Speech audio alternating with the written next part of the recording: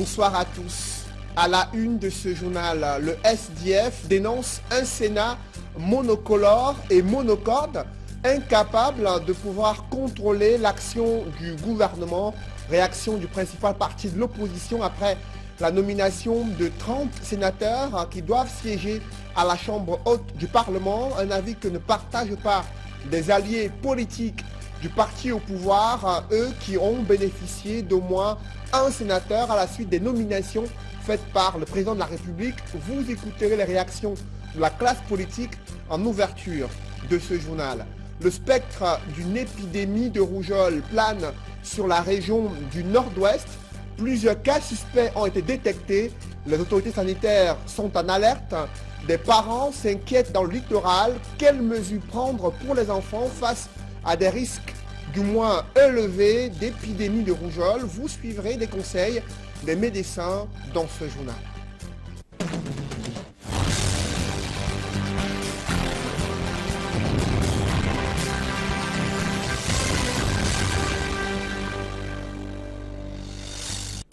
Merci de suivre cette édition complète de l'information sur Equinox Télévision.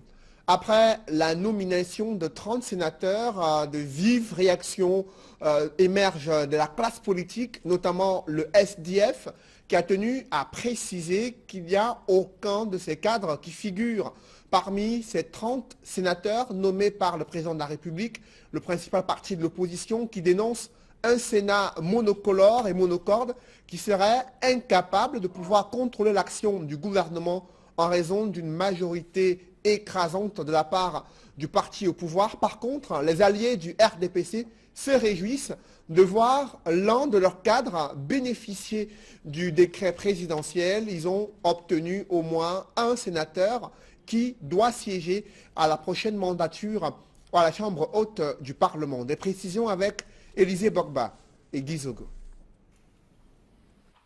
La nomination des 30 sénateurs restants par le président de la République fait écho dans les formations politiques concernées. À l'UNDP et à l'UPC, où la question de l'alliance avec le RDPC est loin de faire l'unanimité, il est respectivement fait état des prérogatives du chef de l'État et des suites de l'alliance avec le RDPC. Le chef de l'État a agi conformément aux lois de la République. Moi, je m'en tiens juste à ça. Le chef de l'État a compris notre démarche politique. Nous avons inscrit notre action dans le strict respect de l'alliance UPC-RDPC. Nous avons pris l'engagement d'appeler au vote des listes présentées par le RDPC. Pas de grâce cependant pour cette démarche aux yeux du SDF qui n'y voit qu'un pis-aller. Cette nomination confirme la stratégie du président Paul Biya. Il voulait avoir un 100%. On nous a accusé, notre président national de l'avoir rencontré pour des négociations, ce qui était tout à fait faux. Donc les Camerounais peuvent comprendre aujourd'hui que le SDF n'a rien à voir avec le RDPC ni avec les manigances. Le SDF dénonce par ailleurs la nomination des sénateurs âgés au rendement incertain. C'est surtout une nomination de vieillards qui ne peuvent même plus servir ce pays. Il est temps que les Camerounais comprennent qu'ils sont en train d'être dupés et que le changement est en route. L'UPC estime néanmoins que le sénateur promu dans ses rangs, Philippe Léké du Sud-Ouest, est un homme valeureux. L'accueil qui nous a été réservé par ce camarade lors de la célébration de cinquantenaire à Boya, avec des moyens modestes, il a pu accueillir une délégation de l'UPC que nous avions conduit par là, une délégation de presque 1000 personnes. Il a pu donner sa propre maison. Il faudra désormais scruter l'attitude des sénateurs au sein de la Chambre haute du Parlement. L'UNDP annonce que ces sénateurs se consacreront à la consolidation de la décentralisation. Au Sénat, nous allons là-bas pour faire avancer cette question de la décentralisation. Ça tombe bien, il y a maintenant un ministère de la décentralisation. Nous entendons apporter toutes nos contributions pour que ce ministère-là mette en place une très bonne décentralisation. Le SDF, lui, se voit surtout dans une posture de un contre tous. Les sénateurs qui ont été élus sont les sénateurs du Nord-Ouest. Ils vont défendre la région, ils vont défendre le peuple camerounais, comme ils peuvent. C'est sûr que nous n'aurons pas un groupe parlementaire avec cela, mais ils vont faire ce qu'ils peuvent faire. Et on va laisser le régime, parce que tous ceux qui ont été nommés, moi je peux vous dire que c'est des gens du RDPC. C'est 93 sénateurs du RDPC contre 7 du SDF. Voilà le Cameroun d'aujourd'hui. Le début de la mandature de la nouvelle cuvée du Sénat permettra d'en savoir davantage. Après avoir boycotté ces sénatoriales 2018, le mouvement pour la renaissance du Cameroun tient sa convention nationale avec pour enjeu le choix de son candidat pour la prochaine élection présidentielle. Cette convention nationale qui se déroule au Palais des Congrès de Yaoundé. Et sur les enjeux, je vous propose d'écouter Sostène Médard-Lipote, qui est secrétaire national chargé de la communication du MRC. C'est la seconde convention du MRC, le Mouvement pour la Renaissance du Cameroun, un parti qui a à peine 5 ans et demi. C'est une convention ordinaire, la seconde, et au cours de cette deuxième convention, il est question de revoir les textes et les statuts du parti. Il est question de renouveler le directoire national, donc du président national à tous les autres membres du directoire. Il est aussi question surtout de tabler sur notre socle idéologique qui est le social-libéralisme et notre projet de société, celui du MRC, qui est le social-libéralisme. Et surtout aussi, parce que nous sommes en année électorale, d'étudier les programmes politiques en rapport avec les prochaines échéances électorales, la présidentielle qui sera convoquée en juin, juillet au plus tard, pour la convocation du corps électoral, les municipales, vous savez que les conseils municipaux actuels, leur mandat sera échu cette année, en fin d'année, notamment en fin septembre, et les députés. Et pourquoi pas les conseillers régionaux. En pleine préparation de cette convention nationale qui se tient au Palais des Congrès, une polémique est vite née concernant des photos du président de la République accrochées au Palais des Congrès et des participants MRC à cette convention qui souhaitaient décrocher ces photos, ce à quoi se seraient opposés les responsables du Palais des Congrès. Je vous propose de suivre la mise au point de Sostène Médard-Lipote, qui est secrétaire national à la communication du MRC. M. Paul Biya n'est pas le président du MRC. Le président du MRC, à l'heure actuelle, c'est Maurice Kamto. Et c'est le membre du MRC. Vous voulez nous dire que les gens viendront forcer à mettre l'effigie là où nous sommes assis? Mais s'ils le font, nous vous ferons savoir que les gens ont forcé. Vous viendrez avec votre caméra et on vous décrira comment est-ce qu'ils ont forcé à mettre cette effigie là derrière nous ou à nos côtés. Il me semble que c'est le stade Omnisport également, le stade Amadou Ahidjo, est un lieu public. Vous voulez me dire que quand les Lions et Notables jouent là-bas, derrière les buts, le gardien de but, de deux côtés, il y a l'effigie de Paul Biya? Voilà donc une manière de tricher. Bon, s'ils mettent l'effigie de Paul Biya à l'âge de 85 ans, ce patriarche respectueux et respectable,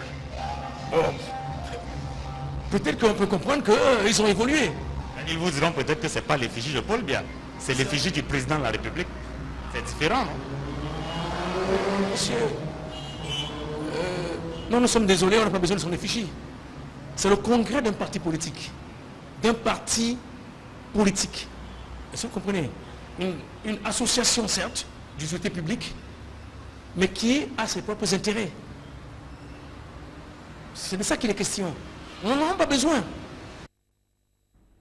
Et ce congrès du MRC se déroule durant tout ce week-end avec pour enjeu principal le choix de leur candidat pour la prochaine élection présidentielle. Le gouvernement continue d'ignorer le problème d'intégration des instituteurs et enseignants contractuels à la fonction publique Un comité interministériel réuni ce vendredi met plutôt l'accent sur la préparation du Forum national de l'éducation. L'organisation de ces assises est annoncée depuis des années et des leaders syndicaux doutent de la tenue d'un tel événement. Je vous propose à présent de suivre ces leaders syndicaux qui ont participé à cette réunion du comité interministériel chargé d'examiner et de proposer des solutions aux préoccupations des enseignants au Cameroun. Tout système francophone. Rien n'a été dit par rapport à nos revendications, à savoir l'intégration des vagues d'instituteurs contractuels et puis le recrutement de nouveaux titulaires de CAPIEM et CAPIED. Rien n'a été dit par rapport à tout cela, mais toujours est-il que le délai de 90 jours qui avait été donné par l'État par rapport à notre précédente grève, à notre précédente manifestation, expire effectivement aujourd'hui. Et comme rien n'a été dit par rapport à nos revendications, nous allons relancer la grève à partir de lundi. Un préavis sera déposé au service du PM dès lundi et la grève prendra effet à partir de la semaine d'après. Les syndicats auraient souhaité que le rythme soit plus rapide concernant spécialement l'organisation du Forum national de l'éducation, qui est un élément majeur de la feuille de route des syndicats. L'un des problèmes sur lesquels il pourrait y avoir achoppement est celui du budget. Les syndicats pensent qu'au lieu de bâcler ce forum, faute d'un budget convenable, il faudrait se battre parce que l'éducation pour les 50 années à venir pour notre pays mérite un petit sacrifice budgétaire. Et c'est dans ce sens que les propositions des syndicats ont été des propositions médianes sur lesquelles ils espèrent que le gouvernement va pouvoir s'appuyer véritablement. Et vous l'avez suivi, malgré ces menaces de grève de la part des syndicats des enseignants, il reste optimiste. Le président du comité interministériel chargé d'examiner et de proposer des solutions aux préoccupations des enseignants, le professeur Jacques Famdongo, s'appuie sur la régularité des rencontres entre le gouvernement et les syndicats des enseignants pour apprécier le dialogue social en vue de résoudre les problèmes que rencontrent les enseignants au Cameroun. Je vous propose d'écouter le ministre de l'Enseignement supérieur, le professeur Jacques Famdongo, président de ce comité interministériel. Je vous parlais donc du professeur Jacques Famdongo, président du comité interministériel chargé d'examiner et de proposer des solutions aux préoccupations des enseignants. Nos sessions se veulent donc plus régulières, en même temps qu'elles s'inscrivent dans la double perspective de trouver des solutions immédiates et idoines à certaines préoccupations, ou alors de se projeter vers le Forum national de l'éducation. Cadre élargi de discussion au sein duquel certaines questions complexes pourront être examinées en profondeur. Aujourd'hui, l'option de consacrer l'actuelle session au point relatif à la préparation du Forum national de l'éducation vise à mettre à l'abri d'un éventuel sommeil dogmatique qui consisterait à s'arrêter maintenant, à marquer une halte dans l'attente de je ne sais quel autre signal sous le prétexte illusoire qu'on est déjà suffisamment avancé. Il s'agit donc de prendre la pleine mesure de la tâche qui nous incombe et des défis que nous sommes appelés à relever en vue de la tenue effective du forum projeté. Dans le reste de l'actualité, l'engagement citoyen et actif des jeunes est plombé au Cameroun par toutes sortes de violations des droits de l'homme et d'actes d'intimidation. Pourtant, défendre les intérêts de sa communauté, également s'engager dans la réalisation et l'engagement de la vie, participer au développement de la cité, sont l'expression d'une volonté citoyenne de construire la démocratie au Cameroun, ce que des jeunes peinent à avoir au Cameroun. Constat fait dans ce reportage signé Emmanuel Diop et Marcelin Gansop. Dans un contexte marqué par des arrestations en cascade, parfois non justifiées, des interdictions de manifestations à tête chercheuse, des menaces et intimidations de toutes sortes, Difficile pour les jeunes de se frayer un chemin sur le terrain tortueux de l'engagement citoyen. Ceux qui ont essayé en gardent plutôt un mauvais souvenir. Nous vivons une pseudo-dictature. Si vous n'êtes pas de la pensée unique, vous subissez toutes les fougres. Et j'en suis certainement, comme beaucoup d'autres, une victime de la répression, de l'exclusion, du rejet, même de l'abandon, à cause des activités citoyennes que nous avons menées au niveau universitaire. Si beaucoup d'étudiants sont immobiles, c'est à cause de cette situation, ces incarcérations, ces arrestations. Au sein même du campus, nous avons la police campus. Dès que vous avez une activité là, ils vous enseignent, ils vous empêchent de mener vos activités. Et puis ça ne favorise pas toujours l'engagement des autres. Doit-on pour autant se décourager et lâcher prise? Non, pense Dynamique mondiale des jeunes. Cette organisation de la société civile, appuyée par le service œcuménique pour la paix, a regroupé à Yaoundé de jeunes leaders pour leur donner des rudiments nécessaires à leur engagement citoyen et actif. Ce qui est recherché à travers un tel cercle, c'est de se demander comment est-ce qu'on peut augmenter le nombre de citoyens en mesure de témoigner de la connaissance de leurs droits, de la compréhension de ces droits et de l'expression. Nous voyons autour de nous des situations d'injustice qui se déroulent, mais où le commun des citoyens est indifférent plutôt que de réagir.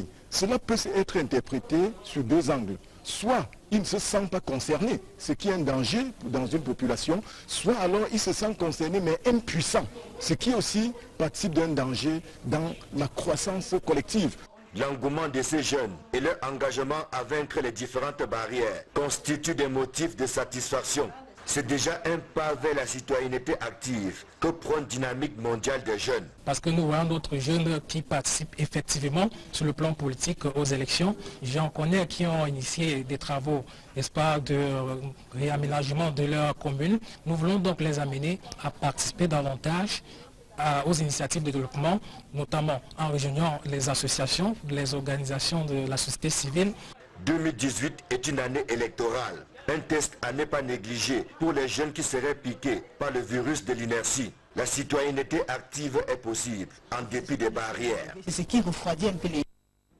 En pleine année électorale, l'exécutif municipal de Douala 3e défend son bilan devant des conseillers municipaux RDPC et MRC mécontents de la gestion de cette commune d'arrondissement ces 5 dernières années. C'était lors d'un conseil municipal plutôt houleux dans le 3e arrondissement de Douala. Des précisions avec Innocent Abega et Sylvestre Hippolyte Zangaou.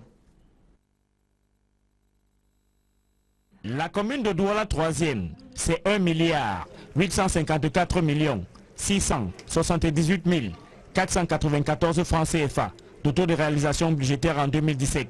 Un plafond jugé jamais atteint par l'exécutif de la commune, dominé par le SDF. Une satisfaction bottée en touche par les conseillers municipaux du RDPC, qui affirment que la mairie, loin de sortir la tête de l'eau, s'est enfoncée. Parce que 4 années de budget déficitaire, est-ce qu'il faut en être fier? On ne peut pas être fier. Nous n'avons pas bien fait notre travail, il faut l'avouer. Si vous êtes un décideur, vous votez 4,5 milliards de budget. À la fin de l'année, vous faites 41% de réalisation et vous taguez d'être un bon gestionnaire. C'est faux, vous n'êtes pas un bon gestionnaire. Et vous remarquez qu'il y a l'opacité surtout. Vous posez une question, au lieu de vous répondre, on se verse dans la diversion, dans la délation, dans le sabotage. Comme l'exécutif l'a déclaré, c'est franchement un conseil au rabais. Et dommage que la démocratie nous produise de tels spectacles. Parce que, dites-nous, nous sommes dans une salle de conseil. Vous voyez dans quel climat nous avons travaillé? Les toilettes sont à un pas, elles sont nauséabondes. Regarde la manière dont nous sommes disposés dans une salle. Il n'y a pas de... Même le simple confort élémentaire pour travailler, nous ne l'avons pas. Je ne veux plus me reverser sur toutes les autres remarques que la tutelle a déjà citées. Manquement au niveau de recouvrement, personnel pléthorique, gestion familiale et bancale. Les conseillers municipaux du MRC expriment également leur insatisfaction après la tenue de ce conseil municipal. Je me suis abstenu de voter ce budget parce que ce compte administratif, parce que même le budget, j'avais dit qu'il était irréalisable, donc je ne pouvais pas le voter. Je l'ai dit ici, lors des travaux qui disent pompément travaux en commission. J'ai régulièrement dit que les travaux se font en séance plénière. Bon, malheureusement, ce n'est pas le cas.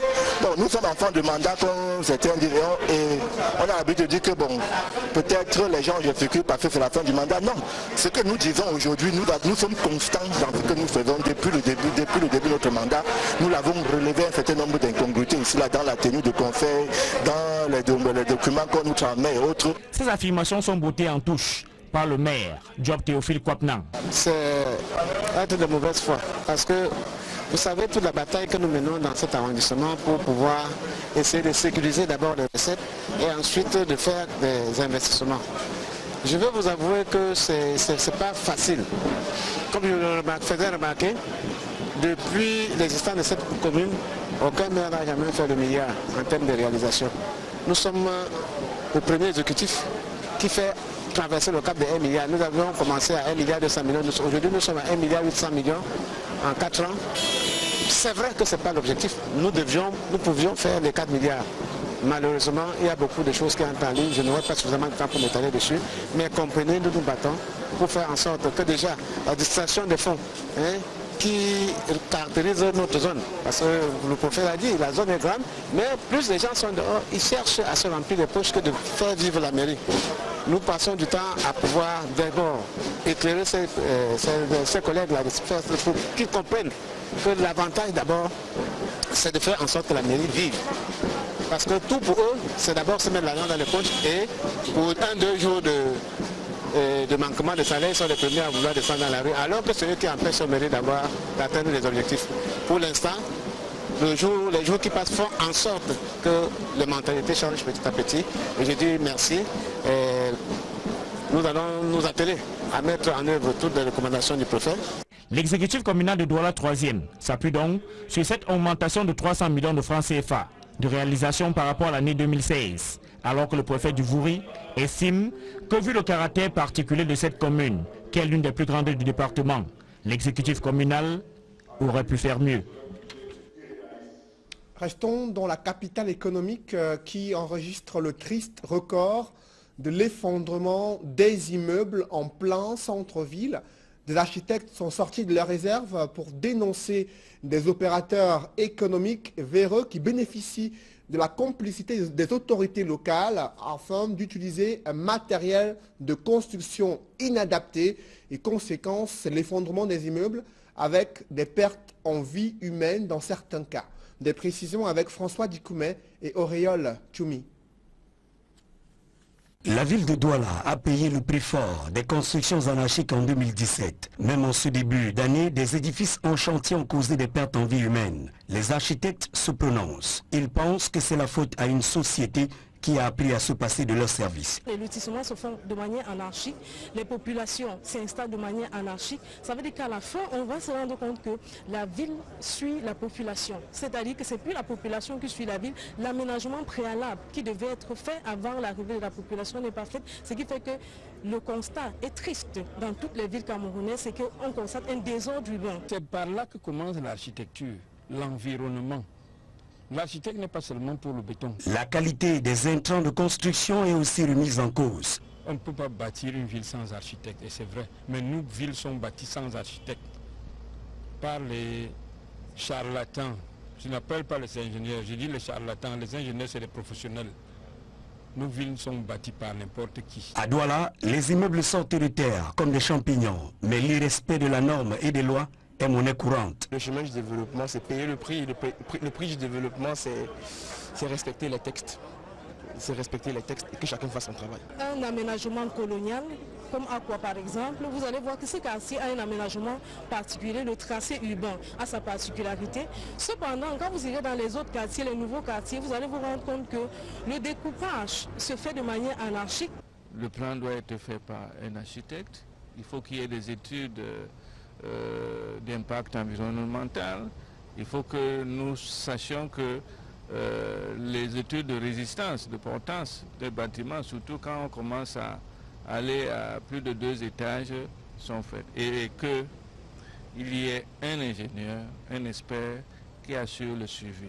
En août 1990, le législateur a fixé des conditions pour exercer le métier d'architecture au Cameroun. La conjoncture et la tolérance administrative aidant, Douala paye le prix fort. Il faut qu'on entre dans l'ère des certificats de conformité, c'est-à-dire qu'à la fin de la construction, que l'ouvrage réalisé soit exactement ce qui a été présenté dans le dossier. C'est pour restaurer l'image des architectes au Cameroun et penser le nouveau visage de la capitale économique que des experts et architectes ont entrepris d'échanger pendant 2 jours ici à Douala. Le spectre d'une épidémie de rougeole plane sur la région du nord-ouest. Je vous le disais en titre, plusieurs cas suspects ont été détectés. Du coup, les parents sont en état d'alerte dans la région du littoral, des médecins aussi. Ils recommandent aux parents de faire vacciner leurs enfants pour les protéger d'éventuels risques de contamination de la rougeole. Des précisions avec Flavien Valondongo.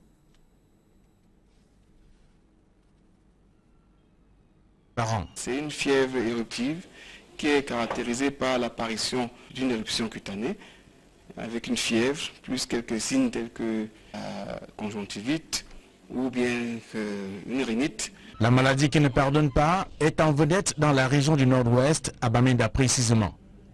Déjà une quinzaine de cas confirmés chez les adolescents, issus de plusieurs formations sanitaires de la ville. Du coup, l'on se demande si l'on fait face à une sorte d'épidémie. Lorsque il y a des cas suspects comme ça a été déclaré, on prend des mesures. On va descendre sur le terrain, on va faire des investigations pour voir si on n'a pas manqué d'autres cas. Et ensuite, on va attendre les résultats du laboratoire pour confirmation. Parce que là, on parle encore d'épidémie suspecte. Là, généralement, quand c'est confirmé, on organise une riposte. Et la riposte consiste à la vaccination des enfants, soit à partir de 1 an, de 9 mois à 5 ans, soit de 9 mois à 10 ans, soit de 9 mois à 15 ans, en fonction de l'ampleur de l'épidémie. La rougeole, cette maladie virale qui n'épargne personne, enfants comme adultes, ne passe pas dans une communauté de façon inaperçue. Comme c'est une maladie très contagieuse, si les gens ne sont pas vaccinés, ils vont facilement, c'est-à-dire qu'elle peut être transmise d'une personne à une autre. Donc l'impact, c'est qu'on peut avoir plusieurs malades qui peuvent présenter la rougeole, et je crois que c'est le cas qui est dans la région du nord-ouest actuellement. La résurgence de la maladie à Bamenda, dans la région du nord-ouest, rappelle les 15 morts sur plus de 114 cas signalés dans l'arrondissement de Mentum Valley. C'était, vous vous souvenez sans doute, en 2015. La découverte des cas de rougeole à Bamenda suscite à nouveau une forte mobilisation dans la sensibilisation des masses. Dans la région du littoral par exemple, le combat contre la rougeole reste permanent malgré les cas suspects signalés. On commence à vous dire que voilà, il faut commencer à prendre des mesures. Il faut surveiller davantage. Parce que plusieurs cas peuvent échapper à la vigilance. Donc on va renforcer la surveillance pour voir s'il y a d'autres cas. La rougeole est donc une maladie contagieuse. Les médecins ajoutent qu'elle fait partie des causes importantes des décès chez les enfants, surtout non vaccinés. Au regard de la recrudescence des actes de piraterie maritime et de pêche illicite dans le golfe de Guinée, un bâtiment militaire espagnol a accosté au port autonome de Douala. L'objectif est de partager l'expérience de la marine espagnole avec la marine camerounaise afin d'améliorer la capacité du Cameroun à surveiller ses côtes maritimes. Des précisions avec Xavier Foucault.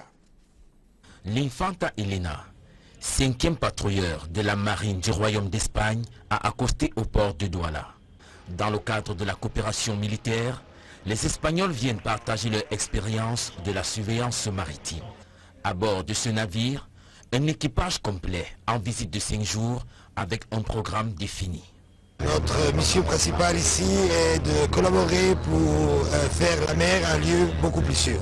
C'est le travail qu'on va faire ici avec la marine de Cameroun et à la mer aussi. La principale action ou opération qu'on est en train de réaliser, surtout des opérations d'interdiction maritime, de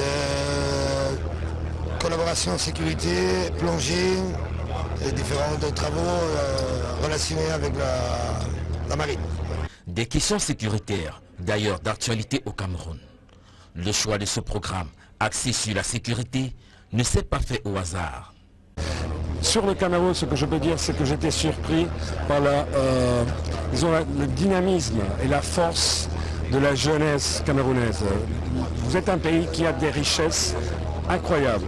Je suis convaincu que par la position que vous avez stratégique dans le Golfe, le Cameroun c'est un pays qui va vraiment atteindre les objectifs qui ont été déterminés par le président Biya en 2030 et ce sera un des pays d'avant-garde de l'Afrique et du monde. Seulement il faut qu'on puisse contrôler cette violence qui s'est détachée dans le nord et dans d'autres régions. Et si ça se passe, je suis sûr que ça va se passer, le Cameroun c'est un pays qui va être à l'avant-garde de l'Afrique. Et pas seulement l'Afrique centrale. La dernière visite d'un navire espagnol de ce type date de février 2014 et après le Cameroun, l'Infanta Elena naviguera jusqu'à Port-Gentil au Gabon, Luanda en Angola, avant de revenir au Cameroun en octobre prochain. Parlons à présent d'une association, Bessena Moulema, qui fête ses 20 ans d'existence. À cette occasion, elle a initié une série d'activités caritatives destinées à redonner du sourire aux personnes démunies et à réhabiliter des hôpitaux et des écoles. Reportage Kedjara. C'est le sourire aux lèvres que les élites, la population et les enfants de Bomono ont accueilli le 23 mars dernier sur leur terre les femmes de l'association Bessena Moulema, venues remettre officiellement la série de travaux qu'elles ont entrepris de faire depuis des semaines à l'avance à l'école publique de Bomono-Gare. Parmi ceux-ci, on peut citer la réfection de certaines salles de classe, le don en matériel didactique et de formation pour la maternelle, mais surtout ce cadeau en grandeur nature, un point d'adduction en eau potable. C'est un très grand geste, un élan de cœur et de solidarité envers les tout-petits qui constituent fortement l'avenir du Cameroun de demain. Je pense que c'est un exemple à copier. Que ce geste soit inspirateur aux autres membres de la communauté, aux entreprises citoyennes de la place, aux grandes élites, pour qu'elles suivent ce geste afin que, n'est-ce pas, elles puissent rendre nos écoles, nos collèges, nos écoles maternelles plus vivables pour les enfants qui constituent, n'est-ce pas, le futur des générations du Cameroun. Au cours de cette escapade sociale, les femmes de Bessena Moulema se sont transformées en l'espace d'une journée en mesdames salubrités, chargées de nettoyer l'enceinte de l'établissement scolaire, de quoi laisser les enfants, mais surtout l'administration de l'école, sans voix. Merci à l'association Bessena Moulema pour cet élan de cœur. Donc Dieu bénisse cette association, qu'elle puisse continuer ses œuvres dans d'autres structures scolaires. En plus de Bomono, elles se sont également rendues à l'hôpital Émilie Sacker, à Douala, pour continuer leurs œuvres qu'elles rangent dans le programme de célébration de leurs 20 années d'existence. L'action d'aujourd'hui, c'est-à-dire la réhabilitation des chambres de l'hôpital d'Émilie Sacker, se situe dans la continuité de l'action des actions antécédentes et qui marque la célébration des 20 ans de l'association Bessena Moulema.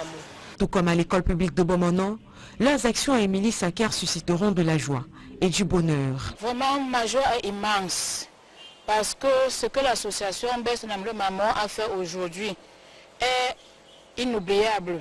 Nous disons à Bessena Moulema que l'œuvre qu'elles ont commencée est grande. C'est une association de femmes chrétiennes qui œuvre pour le bien-être des femmes. Et elles ont choisi cette fois-ci le centre de pédiatrie Émilie Sacker où beaucoup de femmes accouchent. Bessena Moulema est une association chrétienne créée en 1998 par 14 jeunes femmes ambitieuses, désireuses de contribuer à l'édification des petites paroisses et à redonner du sourire aux nécessiteux. Basée sur l'entraide, la solidarité entre ses membres et partout où besoin se fait, elle a à son actif de nombreuses réalisations, à l'instar desquelles la remise des dons dans de nombreuses églises sur l'étendue du territoire, la remise des paquets minimums à des établissements scolaires, l'organisation des arbres de Noël pour les tout-petits, la visite de la léproserie de la Dibomba, pour ne citer que cela. Pour l'église, c'est un grand geste, surtout ces mois du début d'année. Ces femmes viennent faire comme un déclic dans le projet de réhabilitation, de rénovation.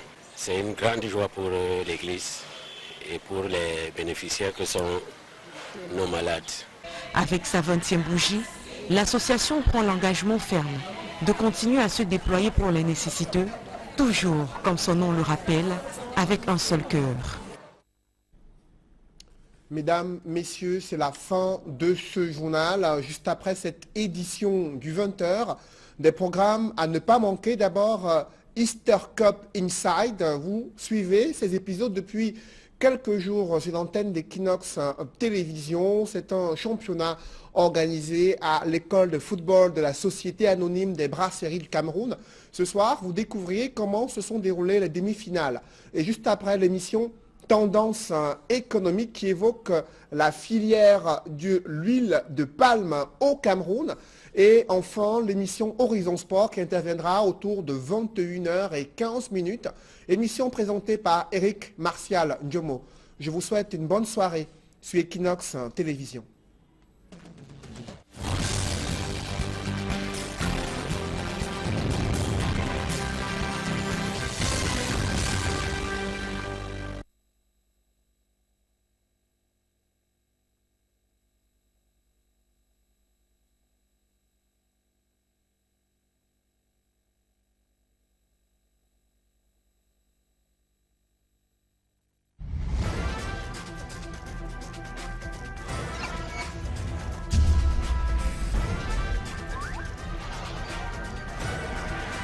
Equinox Télévision, au-delà de l'image, nous rendons compte.